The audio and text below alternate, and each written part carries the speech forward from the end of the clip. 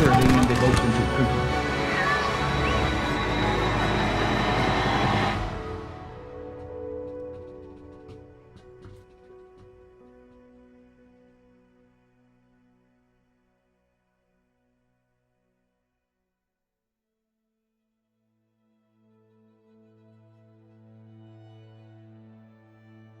Hello, I'm Larry Arnn, president of Hillsdale College, and I'm honored to welcome you to the Indian Treaty Room in the Eisenhower Executive Office Building, part of the White House complex.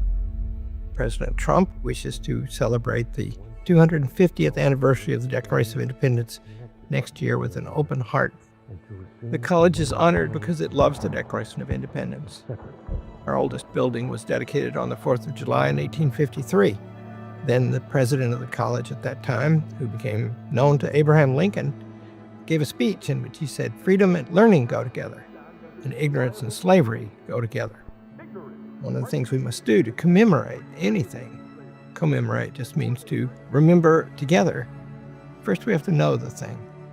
And we can't remember it very well if we don't know it very well. And so part of the purpose of this series of lectures is to remember. President Trump does this in part, I think. I don't speak for him.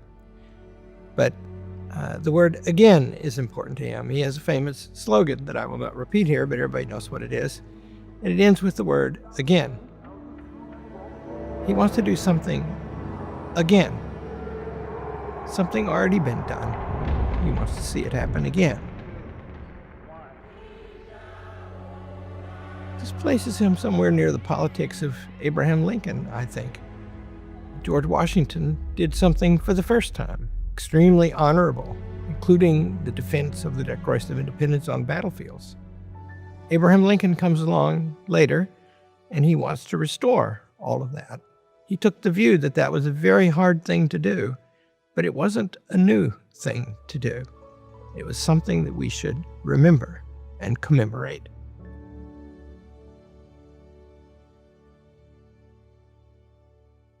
In introducing this series, I want to begin by encouraging you to read the Declaration of Independence. It's just over 1,300 words long. It is one of the most consequential and beautiful political documents in all of history. You should read it again and again. You should memorize the beginning of it. It's very beautiful. It is grand and eternal and eloquent, and it proclaims the rights of us all. It begins universally. When in the chorus, that means anytime. One people, that means any people.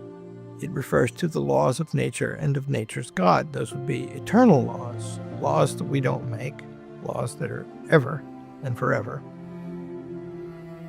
The terms the Declaration of Independence means that it's true now if it was true then. And it means that if it's not true now, it was not true then. It excludes any idea of a change in the fundamental conditions. Absorb that and then go on to the next section. The next section raises some claims against the King of England that justify our revolution. The particular claim is that he has violated his rightful powers by invading the authority of the legislature, which indicates separation of powers would be right, and that he has interfered with representation, our ability to elect our government, which means consent of the governed has been interfered with, and he's interfered with the judicial branch. Separation of powers, consent of the governed, representation.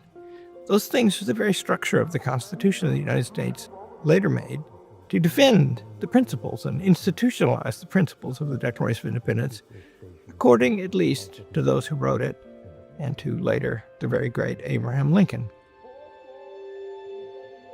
If you learn those things, it's a sort of guide to the understanding of American politics. After the charges against the king comes a particular, also very beautiful, final section that becomes so particular it is confined at the end to the actual people in the room voting to approve the Declaration of Independence.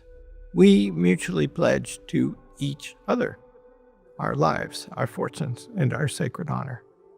It starts out with all eternity, and it ends up with those people and that room and everything they have pledged to this eternal cause. It becomes the American cause, the cause of our people, formed under principles of all people by a resolution they made unto death to defend it. That, I think, is the foundation stone of America right there. In the course of the American Revolution, in April of 1775, in 2 villages in Massachusetts, a bunch of people, first about 70, then maybe 3,500, were called out to fire the shot heard round the world. Several hundred British regulars were coming down the road to seize an arms depot and, you might say, assert the might of the British Empire. And they gathered to stop them, and they did. They were organized to do that. Somehow it wasn't just individuals rising up. They had already bound together to cooperate. It's a very stirring story. And we have the marvelous Bill McClay, a colleague of mine, a historian, tremendous teacher. He's one of our best. He's written many books. He fell in love in history a long time ago after a classical education. And I commend one of his books in particular to you. I think the best one-volume history of the United States ever written is called Land of Hope. Listen to him and enjoy and think about your liberties and their structure and the Declaration of Independence. This first lecture is about that shot heard around the world. It was April 19th, 1775, and Bill McClay will tell us about it.